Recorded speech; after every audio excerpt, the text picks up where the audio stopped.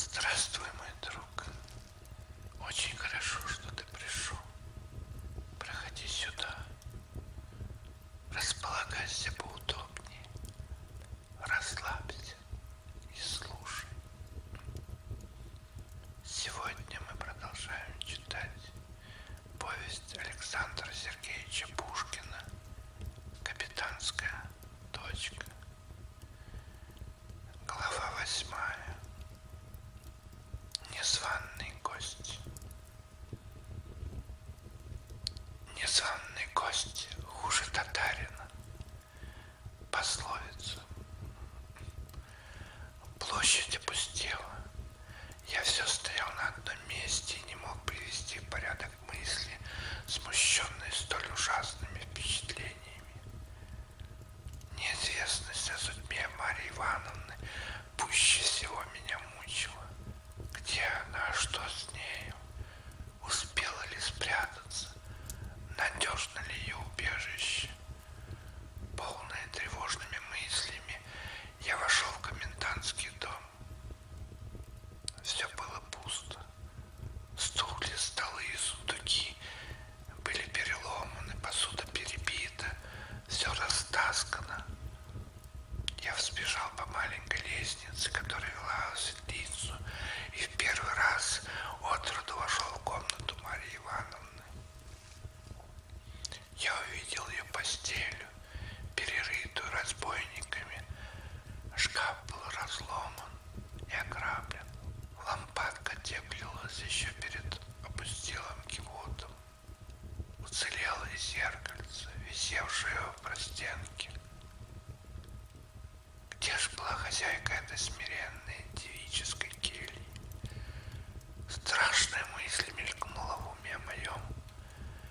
Я вообразил ее в руках у разбойника. Сердце мое сжалось. Я горько заплакал и громко произнес имя моей любезной. В эту минуту послышался легкий шум, из-за шкафа появилась Палаша, бледная и трепещущая. «Ах, Петр Андреевич!» — сказала она, сплеснув руками. «Какой денек, какие страсти!» «А Марья Ивановна?» — спросила нетерпеливо. «Что Марья Ивановна?» «Барышня жива», — отвечала Палаша. «Она спрятана у Акулины Памфиловны, у попадьи», — вскричал я с ужасом. «Боже мой, да там Пугачев!» Я бросился вон из комнаты, мигом очутился на улице и опрометью побежал в дом священника, ничего не видя и не чувствуя. Там раздавались крики, хохот и песни. Пугачев пировал со своими товарищами. Палашка пробежала туда же за мною. Я подослал ее вызвать тихонько Акулину Памфиловну. Через минуту попадья вышла ко мне в сени с пустым штофом в руках. «Ради Бога, где Марья Ивановна?» — спросил я с неизъяснимым волнением. «Лежит моя голубушка у меня на кровати, там за перегородкою», — отвечала попадья. «Ну, Петр Андреевич, чуть было не стряслась беда. Да, слава Богу, все прошло благополучно. Злодей только что уселся обедать, как она, моя бедняжка, очнется да застонет. Я так и обмерла. Он услышал. А кто это у тебя охает, старуха? Я вору в пояс.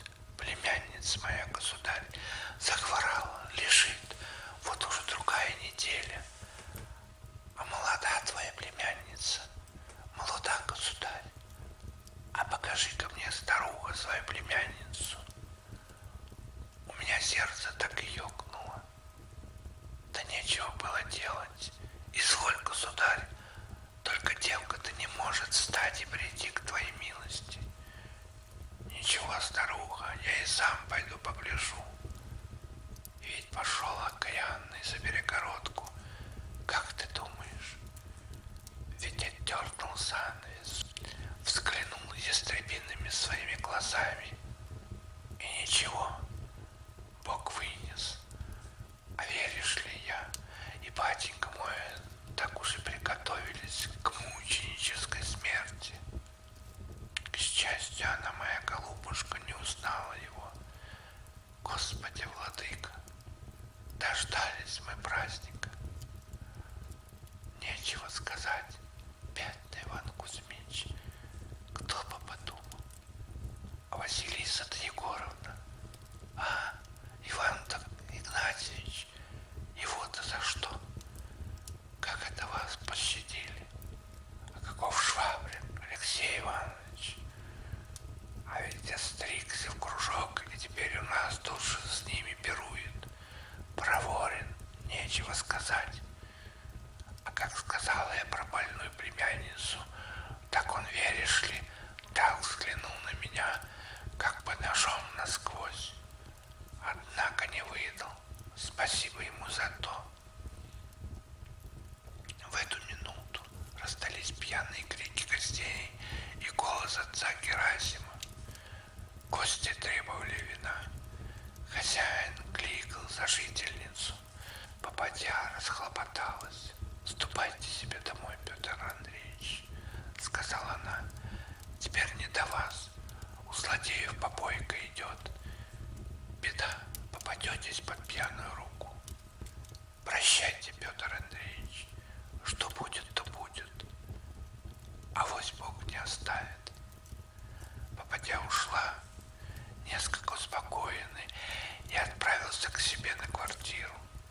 Проходя мимо площади, я увидел несколько башкирцев, которые теснились около виселицы и стаскивали сапоги из повешенных.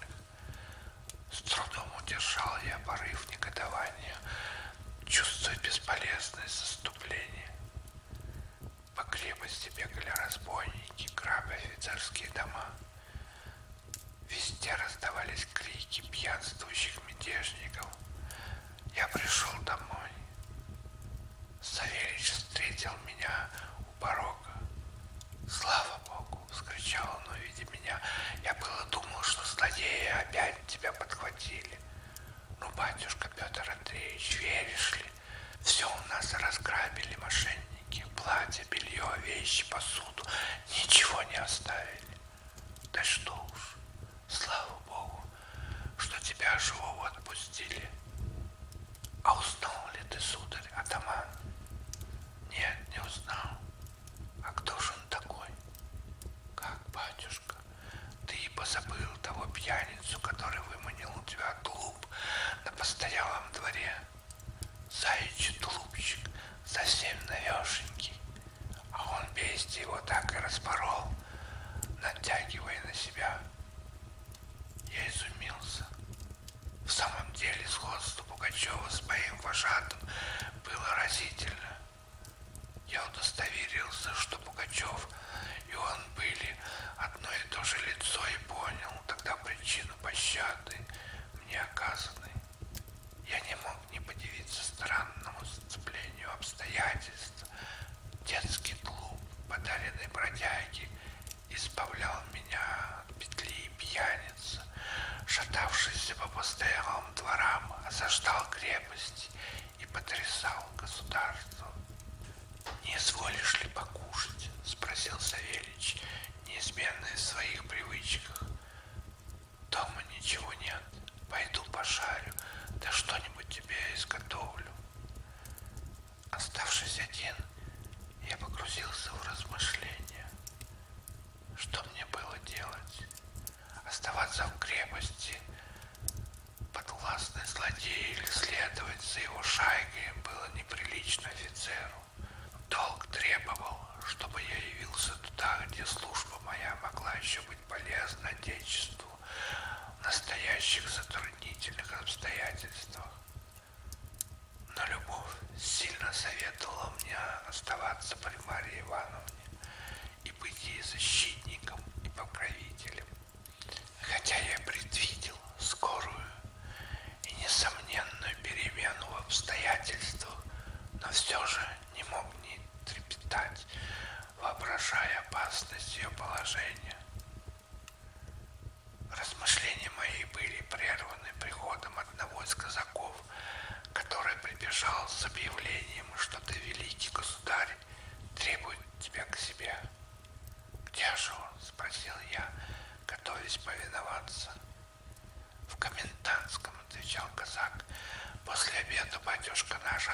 отправился в баню, а теперь отдыхает.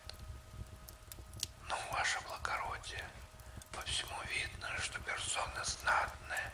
За обедом скушать изволил 2 жареных поросят, а париться так жарко, что это раз курочки не вытерпел. Отдал веник Фомке Бигбаеву, да на силу холодной водой откачался. Нечего сказать, все приемы такие важные. А в бане слышно показывал царские свои знаки на грудях.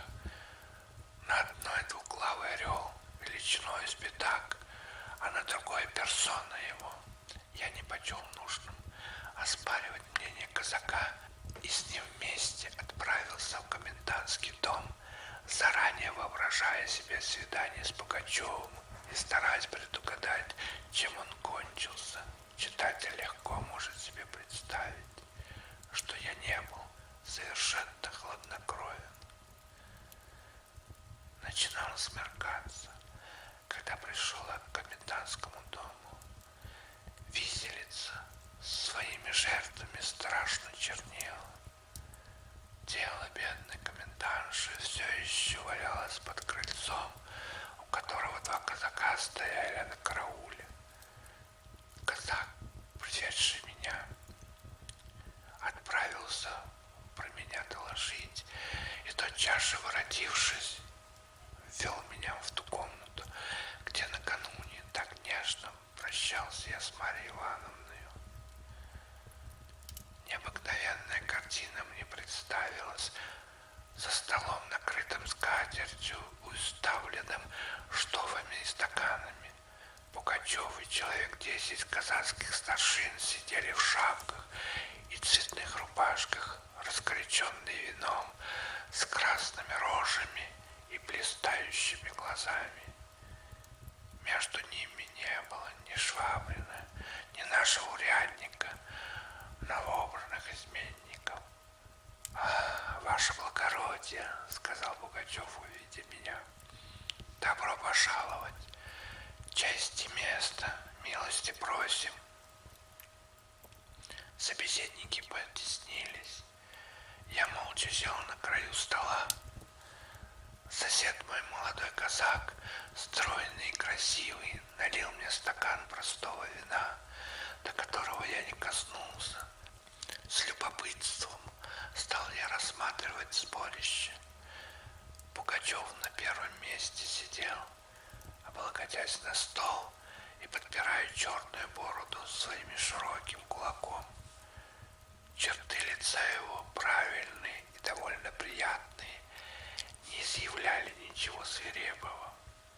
Он часто обращался к человеку лет 50, называя его то графом, то Тимофеичем, а иногда величая его дядюшкою. Все обходились между собой как товарищи и не оказывали никакого особого предпочтения своему предводителю. Разговор шел об утреннем приступе, об успехе, возмущении, о будущих действиях.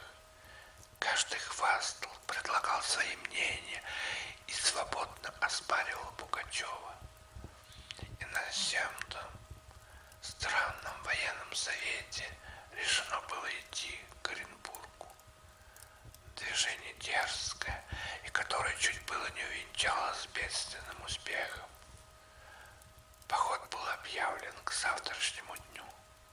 «Ну, братцы, — сказал Пугачев, — затянем-ка на сон грядущий мою любимую песенку. Чумаков, начинай». Сосед мой затянул тонким голоском бурлацкую песню, и все подхватили хором. «Не шуми, мать зеленая дубравушка, не мешай мне, доброму молодцу, думу думать, что за утро мне, доброму молодцу, в допрос идти перед грозною судью самого царя. Еще станет государь-царь меня спрашивать: ты скажи, детинушка, крестьянский сын, уж как с кем ты воровал, с кем разбой держал, ли с тобой было товарищей? Я скажу тебе, надежа православный царь, всю правду скажу тебе, всю истину, что товарищей у меня было 4. Еще первый мой товарищ — темная ночь, а второй мой товарищ — булатный нож, а как третий-то товарищ, то мой добрый конь, а 4-й мой товарищ — то тугой лук, что рассыльщики мои, то каленые стрелы, что возговорит надежа православный царь. И спала тебе, детинушка, крестьянский сын, что умел ты воровать, умел ответ держать. Я зато тебя, детинушка, пожалую, среди поля хоромами высокими, что 2 столбами с перекладиной. Невозможно рассказать, какое действие произвела на меня эта простонародная песня про виселицу, распеваемая людьми, обреченными виселицы. Их грозные лица, стройные голоса, унылые выражения, которые придавали они словам и без того выразительным, все потрясало меня каким-то пиетическим ужасом. Гости выпили еще по стакану, встали за стола и простились с Пугачевым. Я хотел за ними последовать, но Пугачев сказал мне: «Сиди, я хочу с тобой переговорить». Мы остались глаз на глаз. Несколько минут продолжалось обоюдное наше молчание. Пугачев смотрел на меня пристально, изредка прищуривая левый глаз с удивительным выражением плутовства и насмешливости. Наконец он засмеялся, и с такой непритворной веселостью, что и я, глядя на него, стал смеяться, сам не знаю чему. «Что, ваше благородие?» — сказал он мне. «Струсил ты. Признайся, когда молодцы мои накинули тебе веревку на шею. Я чаю не было, совчинку показалось. Обогачался бы на перекладины, если бы не твои слуга». Я тотчас узнал старого грача. Но думал ли ты, ваше благородие, что человек, который вывел тебя к умяту, был сам великий государь? Тут он взял на себя вид важный и таинственный. «Ты крепко передо мной виноват», — продолжал он, «но я помиловал тебя за твою добродетель, за то, что ты оказал мне услугу, когда принужден я был скрываться от своих недругов. То ли еще увидишь, так ли еще тебя пожалую, когда получу свое государство. Обещаешься ли служить мне с усердием?» Вопрос мошенника и его дерзость показалась мне так забавной, что я не мог не усмехнуться. «Чему ты усмехаешься?» — спросил он меня, нахмурясь. «Или ты не веришь, что я великий государь? Отвечай прямо». Я смутился. Признать бродягу государем был я не в состоянии. Это казалось мне малодушием непростительным. Назвать его в глаза мальчиком было подвергнуть себя погибели. И то, на что был я готов под виселицу в глазах своего народа, и в первом было негодование, теперь казалось мне бесполезным востливостью. Я колебался. Пугачев мрачно ждал моего ответа. Наконец, и еще ныне с самодовольствием, поминая эту минуту, чувство долга восторжествовало во мне над слабостью человеческую. Я отвечал Пугачеву: «Слушай, скажу тебе всю правду. Рассуди, могу ли я признать тебя государя? Ты человек смышленый, ты сам увидел бы, что я лукавствую. Кто же я таков, по твоему разумению? Бог тебя знает, но кто бы ты ни был, ты шутишь опасную шутку. Пугачев взглянул на меня быстро. Так ты не веришь, сказал он, чтобы я был государь Петр Федорович. Ну, добро. А разве нет удачи удалому? Разве в старину Гришка Отрепьев не царствовал? Думай про меня, что хочешь, от меня не отставай. Какое тебе дело до иного прочего?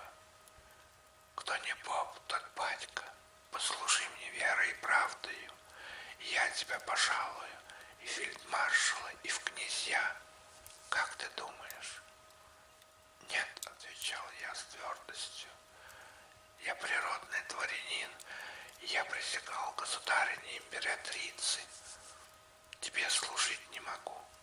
Коли ты в самом деле желаешь мне добра, так отпусти меня в Оренбург. Пугачев задумался. А коли отпущу, сказал он, так обещаешь ли ты, по крайней мере, против меня не служить? Как могу тебе в этом обещаться, отвечал я. Сам знаешь, не моя воля. Велят идти против тебя, пойду, делать нечего. Ты теперь сам начальник, сам требуешь повиновения от своих. На что это будет похоже, если я от службы откажусь, когда служба моя понадобится? Голова моя в твоей власти. Отпустишь меня, спасибо. Казнишь, Бог тебе судья. А я сказал тебе правду. Моя искренность поразила Пугачева. Так и быть, сказал он, ударяя меня по плечу. Казнить так казнить, миловать так миловать. Ступай себе на все 4 стороны и делай, что хочешь. Завтра приходи со мной проститься, а теперь ступай себе спать, и меня уже дрема клонит. Я оставил Пугачева и вышел на улицу. Ночь была тихая и морозная. Месяц, звезды ярко сияли, освещая площадь и виселицу. В крепости все было спокойно и темно. Только в кабаке светился огонь и раздавались крики запоздалых гуляк. Я взглянул на дом священника. Ставни и ворота были заперты. Казалось, все в нем было тихо. Я пришел к себе на квартиру, нашел Савельича горюющего по моем отсутствии. Весть о свободе моей обрадовала его несказанно. «Слава тебе, владыка!» — сказал он, перекрестившись. «Чем свет оставим крепость и пойдем, куда глаза глядят. Я тебе кое-что заготовил. Покушай-ка, батюшка, да и почивай себе до утра, как у Христа за пазухой». Я последовал его совету и, поужинав с большим аппетитом, заснул на голом полу, утомленный душевно и физически. Вот и закончился наш сегодняшний вечер, дорогой мой друг. До свидания. До следующей встречи.